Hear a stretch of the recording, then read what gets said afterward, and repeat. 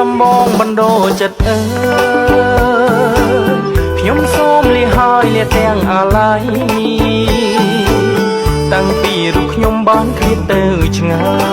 យខ្វល់ខ្វា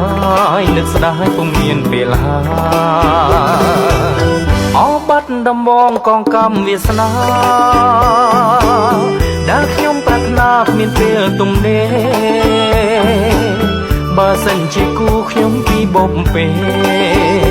សូមអើយមានស្នេហ៍នឹកឃើញគ្រាដា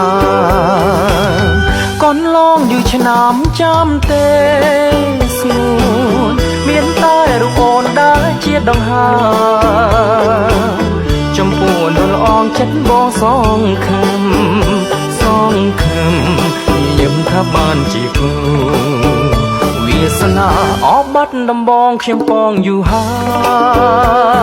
យតើថ្ងៃណាឡើយបានយល់ភក្ត្រាចិត្តជ្រួលច្របល់រាល់ថ្ងៃខ្លោចផ្សាចង់បានចំប៉ាបាត់ដំបងអើ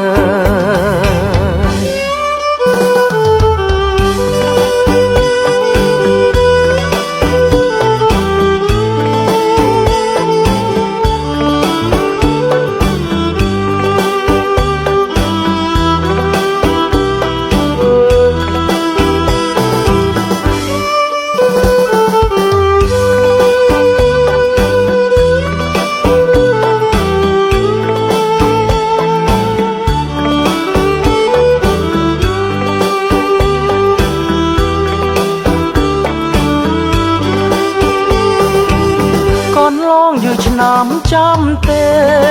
សួនមានតែរូបអូនដែលជាដង្ហើមចំពោះនលអងចិត្តបងសងខឹមញញឹមថាបានជាគូវាសនាអបបាត់ដំបងខ្ញុំពងយូរហើយតើថ្ងៃណាឡើយបានយល់ភក្ត្រាចិត្តជ្រួលច្របល់រាល់ថ្ងៃខ្លោចផ្សា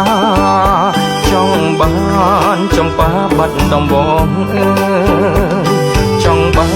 នចំប៉ាបាត់ដំបងអើយចង់បានចំប៉ាបាត់ដំបងអើយចង់បានចំប៉ាបាត់ដំបង